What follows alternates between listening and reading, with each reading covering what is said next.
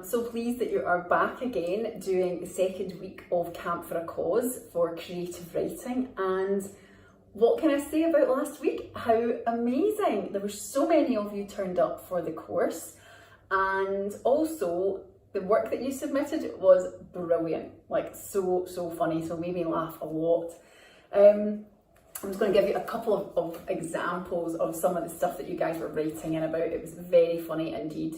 So we had lots of really good characters and loads of brilliant character descriptions as well. And I know you were all separated into different groups, but honestly, looking at all the character descriptions and everything that they could do, their superpowers, it was so funny. So well done everyone, that was great.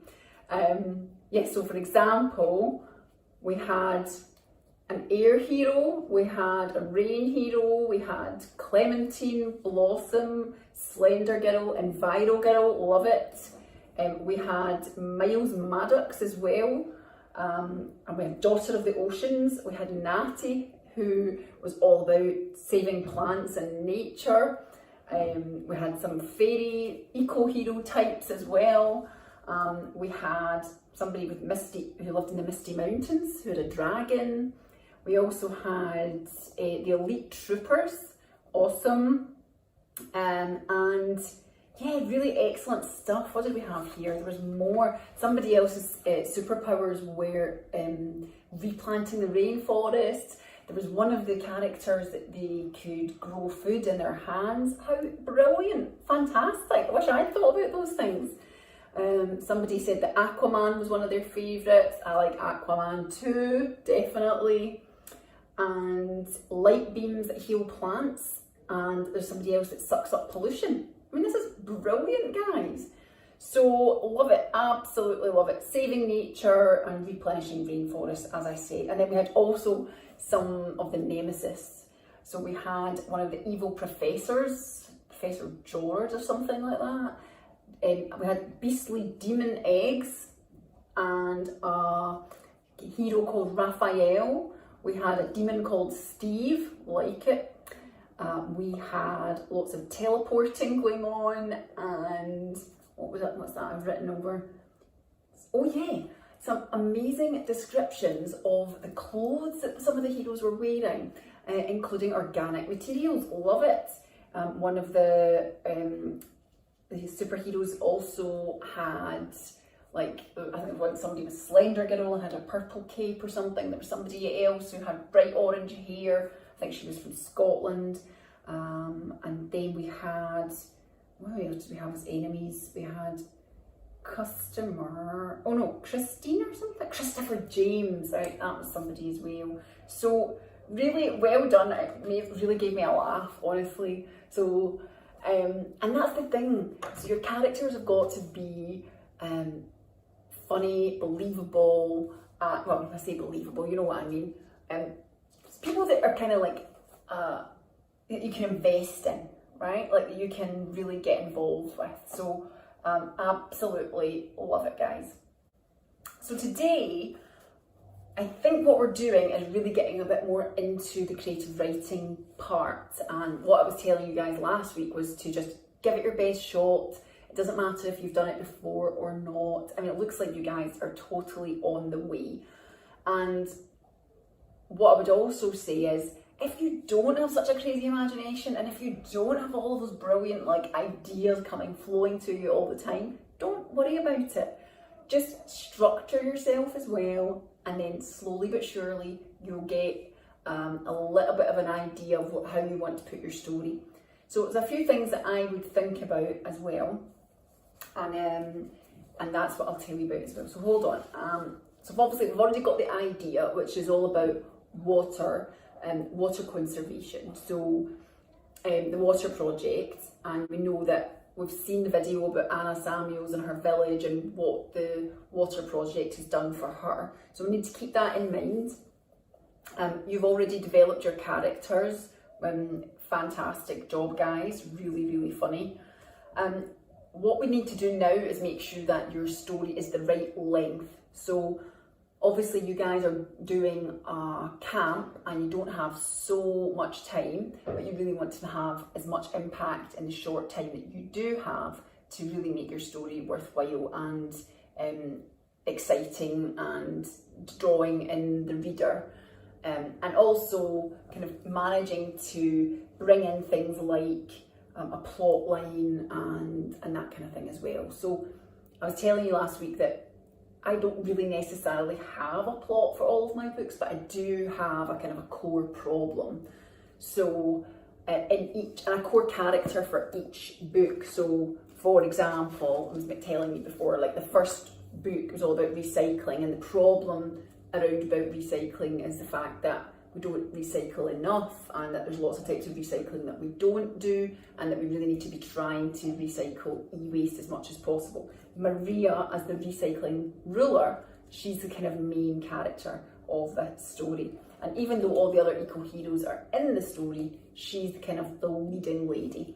I've also got the same in the eco-heroes Fight for Food, where Finlay is the main character. Now, Ahmed appears the whole way through the book, and so do the other eco-heroes, but Finlay is the main character in this, and the kind of crux of the matter, or the crescendo of the book, the kind of highlight is when they have a big massive food fight, as you probably guess from the title.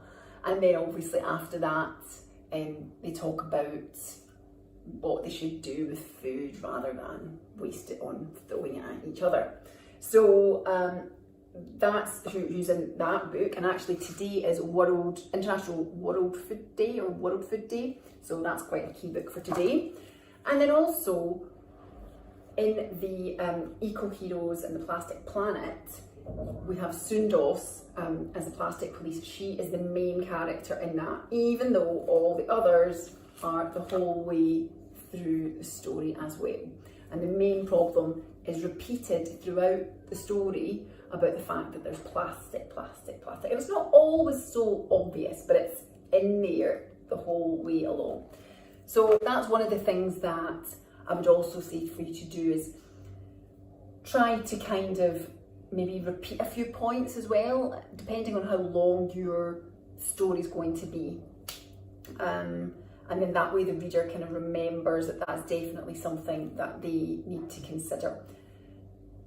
What I have done for the books, and also for the fourth book, and it's going to be for the fifth book too, is I have made the start of the books very similar, and made the ending of the books pretty similar as well. The end of the books always finish the same with I am an eco-hero after all, or I am one of the eco-heroes after all. It's always I am an eco-hero after all. So I finish all the books like that, and I start them all at the very, very beginning, telling exactly how the eco-heroes got together. So bringing in a little bit of background. But the important thing is that you do start your story quite quickly. So while you guys have done your character descriptions really, really well, I would also say to start the story without the character description, but just start a story quite quickly. You want to grab the reader's attention quite early on. Now, you don't have to have the biggest impact on the very first page, but do keep in mind that your reader has to stay with you the whole time. And by bringing something interesting or funny or exciting or silly or sad or dangerous in quite early is a good way to do it. So we've talked about the idea, the concept, we know what that is. Talked about the character, making sure that the length of your story is good and is the right length for your project. So obviously you guys are doing this project, which is much smaller than the stories that I would write, but really think about that as well. And also think about who you're writing for. Are you writing for younger children? Are you writing for older children, adults? Who do you want to read your story? Who is your audience? So for me, my audience was probably age about 5, 6 to 11, 12.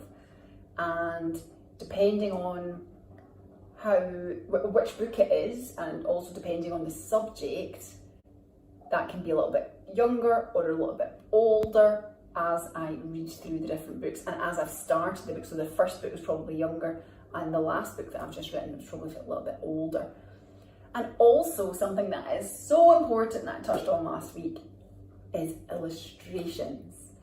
So regardless of whether you can draw or not, it's quite nice to be able to put in a little illustration. And I saw some of you had tried to draw your characters already, which were fantastic. But even if you can't draw, like me, it's really good for you to either do character descriptions of your drawing of your characters so that your artist or illustrator can do it for you, or you can see if there's anything online that you can borrow that's not got laws attached to it for you not to use it. That's copyright laws. You might have heard of copyright, especially if you're into gaming and things like that. So here we go. Oh, right. Characters. These are obviously all the characters I mentioned last week, and I did good character descriptions to Leona for them being drawn up. So we've got our characters, illustrations, and then obviously kind of solving the problem or solving an issue, and ending quickly. Well, I didn't end my story so quickly, but you do have to kind of close out on a bit of a high note, or close out on something funny happening, or something silly happening, or something silly being said, maybe. Something that your reader is going to kind of remember your story by. And title. Now, my titles, I decided them quite early on, but I think the best thing to do is to write your book first, or write your story first, and then think of a catchy title. So you want to think of titles that are going to draw your reader in a little bit, or that will make your reader stop and think, you know? You don't want something really boring. So think about the books that you have really enjoyed in your life, and which ones that you've gone, you know? So some of my books, Plastic Planet, so you're playing like I think it's an alliteration, a Plastic Planet. Then I've got like Watches Water, Exhausts Energy, Recycling, Trip Trouble. So things that will actually kind of play on words a little bit helps with your title. And then also revising your story, making sure you're happy with it, and somebody else will probably read it and give you some suggestions and feedback, especially when it comes to grammar, but also just maybe with layout or order. Maybe your formatting of your story or your structure of your story isn't quite the way that maybe somebody else would like it to be. So maybe ask somebody. I mean, you've got your teachers on the camp that are really going to help you with some of that, and because you're not doing a big long story, it shouldn't be too difficult. But think about the structure of your story and how you want to lay it out, and then it needs to get edited. So that bit actually takes ages, and I'm still editing my 4th book, even though it's been ready for ages. I'm still going over it. But then again, sometimes you just got to publish, and what you'll find is as well that you'll publish it or submit it to the teacher, and then you'll go, oh, I found another mistake, or I actually want to change this part, or I wasn't comfortable with that, or I want to add another bit in here. So you will always be revising your work in your head. So, and you can't always be perfect either. Sometimes you just got to go for it, submit it. You've given it your best shot, and that's what's important too. So really, really enjoy. I think you'll do great. Stick to a little bit of a structure, and hopefully those tips and hints were helpful for you. Have a great day, enjoy your camp, and we'll see you soon. Bye!